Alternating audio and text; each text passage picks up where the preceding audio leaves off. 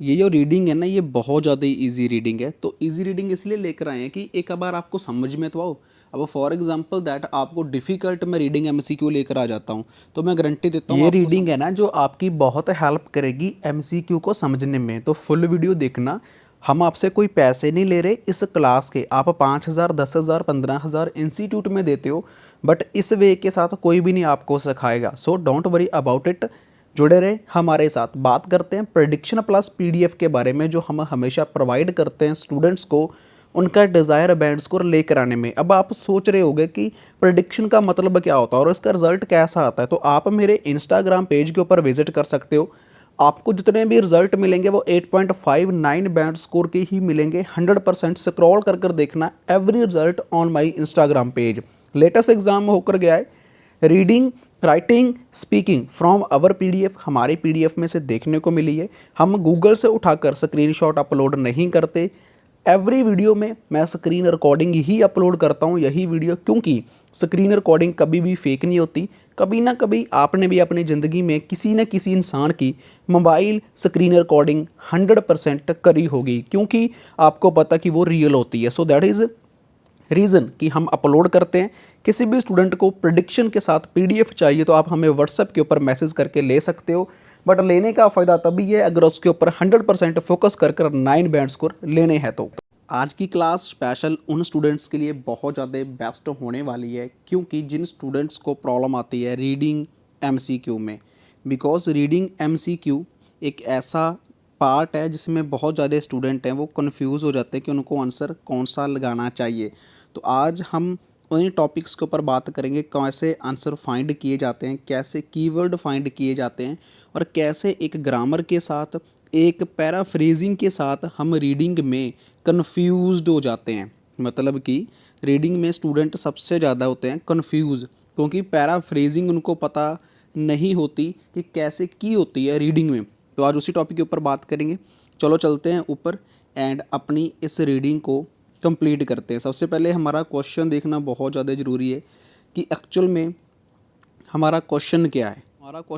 हमारा क्वेश्चन इसमें वो पूछ रहा है कि when did the 720 travels die, कि मतलब कि जो ट्रेवल थे उनकी डेथ कब हुई थी। मतलब कि 720 ट्रेवल हैं, उनकी डेथ कब हुई थी। 13 decades ago, few decades ago, 30 year ago, and there is no information about it. हमें देखना है कि हमारा क्वेश्चन का आंसर क्या है। हमारा मेन कीवर्ड है कि 720 ट्रेवल, जो 720 ट्रेवल है इनकी डेथ कब हुई थी। हमें पैराग्राफ में ये फाइंड करना है।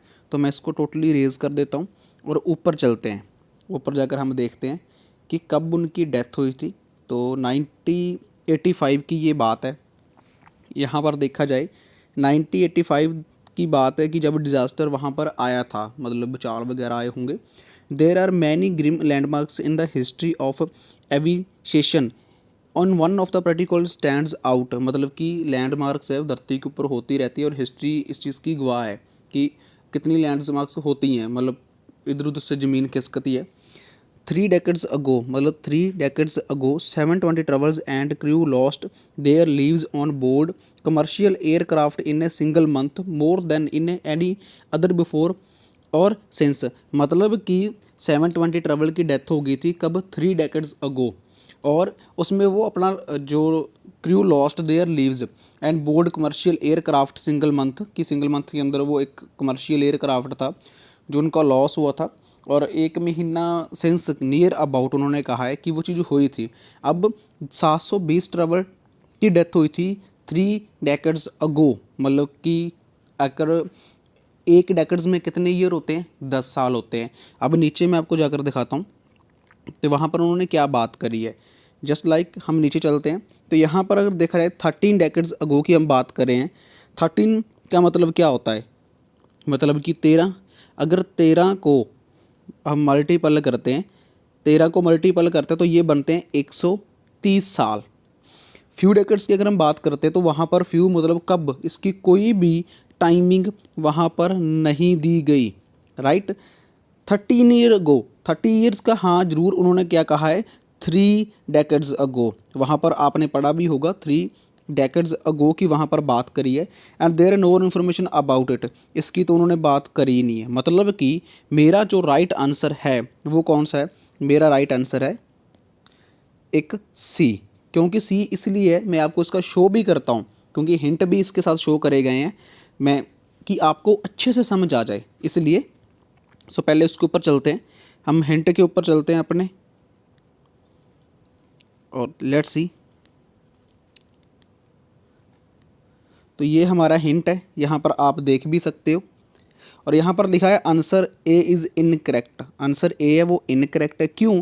क्योंकि 13 डेकेड्स का मतलब होता है 130 साल, और answer B is incorrect because of few decades mean इधर 2 एंड 3, कि उसका कोई मेंशन ही नहीं करा कि कब हुआ था, तो हमारा बी आंसर भी रॉन्ग है।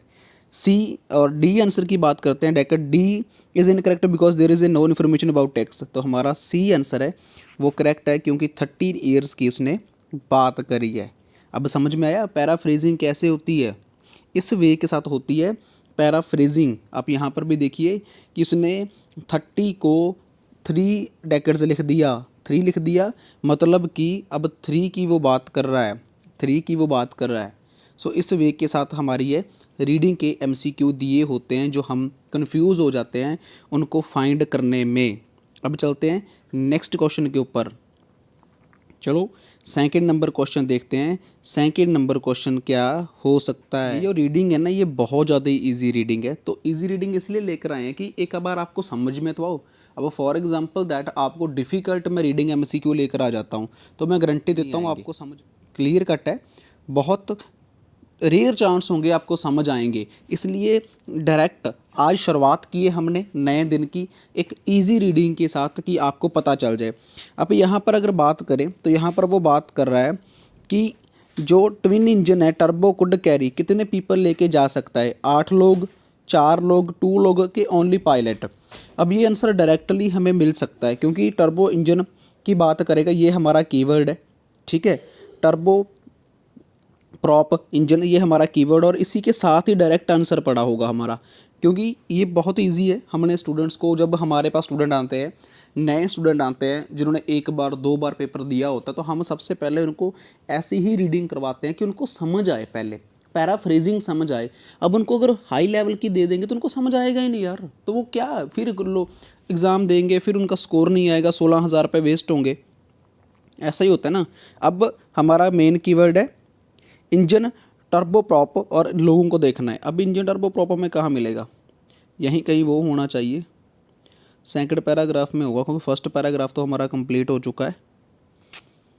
अब हमारा सेकंड पैराग्राफ है, उसके ऊपर चलते हैं। अब हमें यहाँ पर देखने को मिल रहा है कि the deaths occurred in the 4 separate accident in the 1985 में ये सब कुछ हुआ। ईच डिजास्टर हैड ए कोई डिफरेंट केसेस, कि 90 ईच डिजास्टर मतलब कि वहाँ पर जो डिजास्टर हुए थे उन सब की डिफरेंट ही कहानी है, डिफरेंट ही केसेस हैं। Aircraft involve arrange in the 747 with hundreds on board to tiny twins engine, ये आ गया tiny twin engine turboprop carrying just 8 people. देखो मैंने कहा था ना कि क्योंकि इसके कोई जो क्वेश्चन है ना वो डायरेक्टली उसमें सिर्फ ओनली 2 कीवर्ड्स ही हैं, ये ही टर्बो क्रैक इंजन ही जस्ट उनका कीवर्ड है और कुछ भी नहीं है। और जब यहाँ वहाँ पर ये चीज़ दी होती है ना, या ये ऐसा सेम क्वेश्चन आता है, तो समझ लेना कि वहाँ पर उसका आंसर डायरेक्टली मुझे मिल जाएगा। तो आप जल्दबाजी में शायद कन्फ्यूज़ हो जाओ, बट इसका डायरेक्ट हमें आंसर मिल चुका है कि वो 8 लोगों को ही डायरेक्ट लेके जाता है। मतलब यहाँ पर भी आप देख सकते हो 8 पीपल और वहाँ पर 30 ईयर्स। बाद में हम आंसर भी चेक करेंगे, तो ये डायरेक्टली हमें आंसर मिल गया। अब चलते हैं नेक्स्ट के ऊपर। नेक्स्ट क्या कह रहा है? The worst accident in history, कि बड़ा एक्सीडेंट है हिस्ट्री के according to the paragraph was, कि कब हुआ था, मतलब according to the paragraph was मतलब flight 123 sorry, Delta flight 191 British Airtours flight 28 M and Bar Harbor Airlines flight 1808। मतलब कि सबसे बड़ा एक्सीडेंट, सबसे ज़्यादा लोग जिसमें क्रैशिंग ज़्यादा हुई थी, तो वो कौन सी फ़्लाइट्स में हुआ था, तो उसको लेट्स सी, उसको देखते हैं। पहले मेन कीवर्ड क्या है कि कब हुआ था फ़्लाइट में सबसे बड़ा एक्सीडेंट, कितने लोग मरे थे, वो चीज़ क्लियर ये भी हमें नेक्स्ट पैराग्राफ में मिलेगा क्योंकि ये भी ईजी लग रहा है मेरे को। तो यहाँ पर बात करते हैं देयर वाज जापान एयरलाइंस, ठीक है, Japan airline 123 their worst single aircraft accident in history. देखो पहला आंसर ही हमें मिल चुका है कि 123 ए आंसर है इसका। In the which 5 to 24 board were killed, कि 520 से लेकर 524 मर गए थे। Further 137 died when delta flight 1991, 137 लोग मरे थे जब डेल्टा फ्लाइट मतलब बी वाले थे, क्योंकि सबसे ज़्यादा की पूछे गई है ना, हाईएस्ट की पूछे गई है तो हाईएस्ट ए है। तो इसके बाद यहाँ पर बात करिए सभी पैराग्राफ में, रीड करने की ज़्यादा ज़रूरत नहीं है। कितने लोग कब मरते हैं देखो, ब्रिटिश आर्ट अकर्स फ्लाइट में 28 एम एट द कितने लोग मरे थे, 55 डेथ्स हुई थी। इसमें कितनी डेथ हुई है, lost their few into small airport को, तो मतलब सबसे बड़ा जो हुआ था वो हुआ था ए का, तो मतलब आगे उसने बताया है जस्ट नॉर्मल। तो अब जो 4 का आंसर है वो आपने फाइंड करना है, ईजी है, 4 का आंसर आपने ही फाइंड करना है।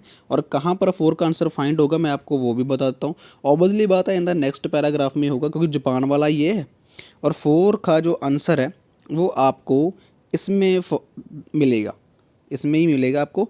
तो आपने फाइंड करना है और मुझे कमेंट में बताना है कि आपने 4 का आंसर क्या लगाया है। ठीक है, ये पैराग्राफ है मैंने आपको दिखा दिया, इसमें मिलेगा 4th का आंसर। तो नीचे ये क्वेश्चन है, आप फिर इसको रीड कर लो। ठीक है, जापान एयरलाइन फ्लाइट 122 क्रैश्ड की, अब ये बहुत इजी है यार, बहुत इजी है। अगर आपने ये फाइंड कर लिया, कल आपको डिफ़िकल्ट रीडिंग सिखाऊंगा वो भी एमसीक्यू की, ये मेरा प्रॉमिस है। तो चैनल को सब्सक्राइब एंड लाइक ज़रूर कर देना।